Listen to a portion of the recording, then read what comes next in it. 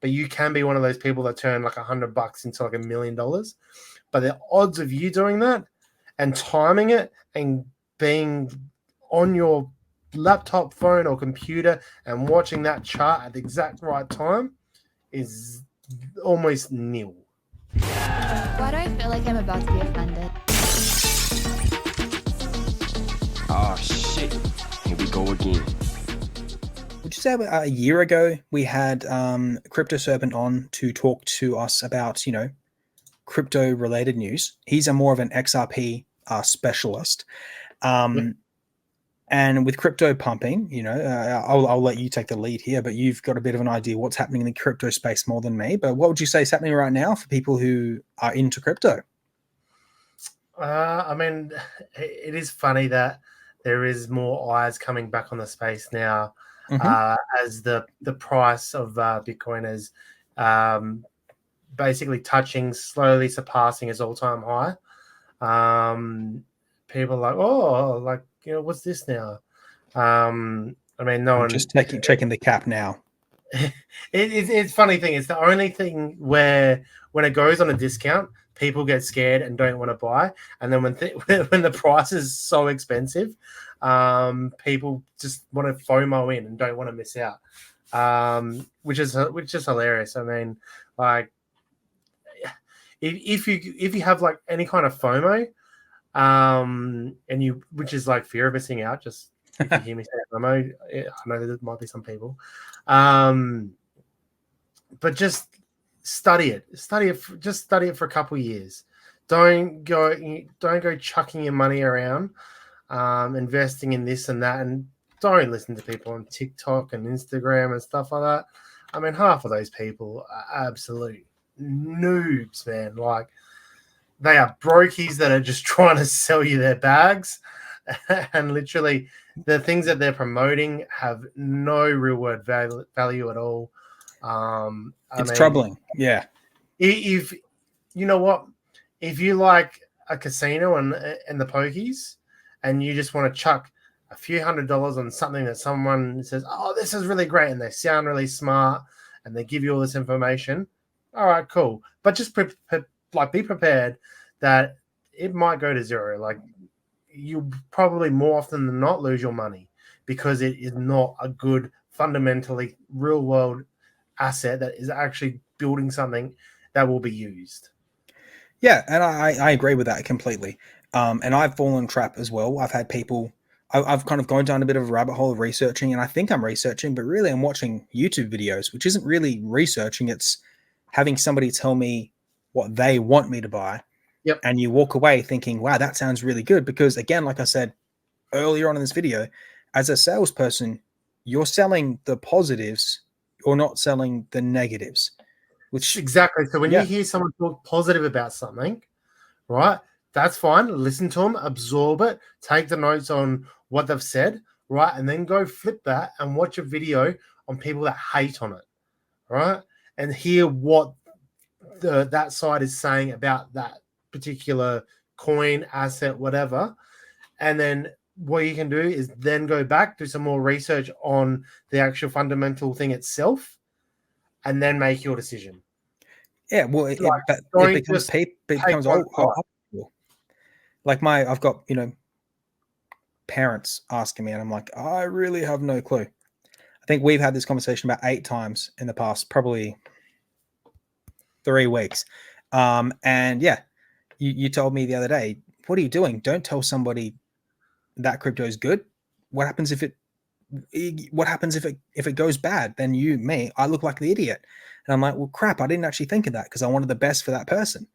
And you even, because I actually don't know. And this is for people at home. I am being legit when I say I have almost no idea what Jay invests in with crypto. And that's because he knows that if I think it's a smart idea, he doesn't know if I'm just going to go throw my money at it, because he's prepared to lose it all, whereas I'm kind of trusting his word kind of thing. That's how you have to look at, a YouTuber that you don't even know. Exactly. It's not a secretive thing. It's not like, like you want the best for someone, but you also you want to also protect that person as well. So it's like, you need them you can like give them ideas of how to get to water, but you don't want to make them drink it. Basically, you want to let them figure that bit out themselves, for sure. Exactly. And you know, it's you kind of like think like, oh man, really? But then if you know somebody and they actually tell you the reason why, then you've got a bit of an idea. Like literally, I can give you the best advice on like the dumb shit that you do. Like literally, when you're like, oh, look at this, I've got like 1 million billion coins of this, and I'm like, you're an idiot. And you do that. Unless it's like a pump and dump, and you're willing to like cash out at like a certain point and a certain thing, it's not something that you want to buy and hold.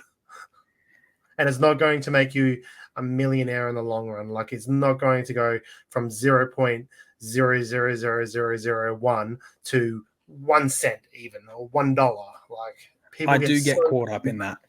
Oh, yeah. I guess that's another piece of frustrating thing. And the amount of coins as well is such a frustrating thing. Like the simple thing of people going, oh, I've got, you know, like 1 million of these coins or 10,000 of these coins versus just buying one of a legitimate blue chip coin will do you so much better than those 10,000 or million billion coins. Like it's about fundamentally good stuff. Like, yes, it's a casino on those other things, and you can be like winning the lotto. Like the odds are even worse than that. But you can be one of those people that turn like $100 into like $1 million. But the odds of you doing that and timing it and being on your laptop, phone, or computer and watching that chart at the exact right time is almost nil. Yeah. Well, I mean, I do get caught up with like you'll say, you know, oh, how was, you know, crypto X doing or whatever it might be. And I'll say, oh, I've got, you know, 20 million of those. And you'd be like, that doesn't tell me anything. Yeah. You know, so yeah, that is one thing for people to get caught up, to kind of not get caught up with actually researching in that sense. I guess you make a lot of a good point there. You know, watch the YouTube videos that are for and against something, because you'll probably miss something somewhere. And then, yeah, like you said, actually research. And the people that you watch as well, like if they're supported by a big influencer like community, like that will also let you know if they're actually good or not. Like, I mean, just because you see someone in their comment section have 1 million followers and 10,000 comments on how good he is and how he made me money in this. I mean, with AI these days, you've got to understand that half of those comments, if not 99%, are fake. Like those viewers, those followers that he's got, they're probably fake. Okay, so you have to have someone like there's people out there, there's influencers that might only even have like 200 followers, 300 followers, 1,000 followers, right? And they are way more knowledgeable and way more invested in the space and have way more connections than you actually think. Okay, those are the people that you need to keep an eye on and see what they're saying and see who they're connected to understand that, oh, this is actually this X person here has like 200 people, but those 200 people that are following him back, they're all like big people. Like why they connect, talking to this bloke who's got no followers. Like obviously he is the dude. Like he is someone that's actually really good. This isn't like Logan Paul being in bed with, what was he? I think he was in bed with Lunacoin 3 years ago or whatever. Lunacoin pumped up and then it just all crashed down. You know, he doesn't care. He got his money from selling it. Yeah. You know, it's like Logan Paul. He had his own little like fake ass crypto Pokemon thing. It all crashed. It all tumbled. You know, so yeah, don't trust every crypto influencer in the space. They all will be trying to sell you a get rich quick scheme, but they're the only ones that are getting rich in this whole process. It fires me up. It really does. It really does annoy me. It really does. Just itch me the wrong way when I see people like that, and you know, I see what they're doing, and it's so frustrating. But I mean, it's I guess people have got to learn for themselves. I don't know, if people are dumb enough, blind enough, stupid enough, accidentally listen to someone like this, and they've got to learn from it, I guess. But, just please, do your own research. Actually People research. say it all the time. Do your own research. Being in charge of your own assets. Don't just leave them on an exchange and stuff like that. Like, it's annoying. It's such a stupid thing that people say in this space, and it's, but it's just at the end of the day, it's so true at the same time. Like, it's annoying to hear.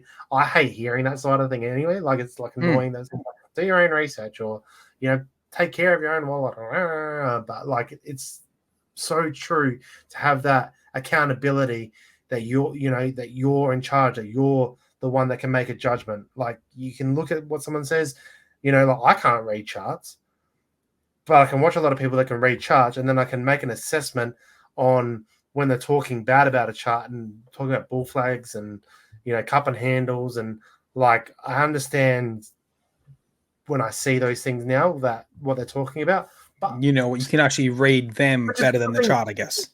I mean, don't trade, don't use leverage, don't use trade, and buy like legit stuff, like blue chip stuff, like literally the top two are like, they've been in the space for the longest. They are like the legitimate things. Then you can go maybe into like the top 20. I mean, there's still a handful of things in there like Doge and XRP, and probably Shiba's probably in there and stuff like that you don't want to. You got to understand that they're meme coins. They're still a huge risk. Yeah, like they're just like joke coins basically. And then you have some protocols in there, and oracles and stuff like that. That, yes, they are like more blue chip. They're like the next wave of becoming very, very used throughout the space, and can probably give you the best return for your dollar value, but also like the safest kind of next safest thing. So well, I mean, that's good advice, and we're going to segment all these anyway. So if people want more of a crypto kind of discussion, this will have its own segment as well. So we kind of segment everything, because it's all a bit different. But the crypto thing is very important for a lot of people, because people are going to fall into that trap. Grandparents are going to lose people money. Are more on the crypto stuff, they're more than welcome to like comment and stuff like that. We can even maybe like possibly do a little like side channels, maybe weekly update, or maybe even like I was even thinking maybe we could do like a little portfolio where we both put like $25 a week and into a little portfolio together, like a little Glass Culture podcast, little portfolio, a slush fund. Like, and we'll build that up and try and reach maybe I don't know, 10 grand or 100 grand within the bull run, which is this is us playing with our money. This isn't us telling you to do anything. No, don't follow. But like, and this is us playing with low amounts of money as well. This isn't us throwing thousands of dollars.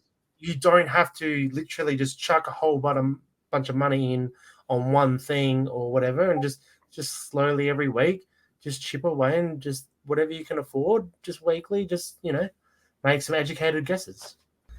Thank you for watching Glass Culture Podcast. If you liked this video, click here to subscribe. If you want to see the full podcast, click here.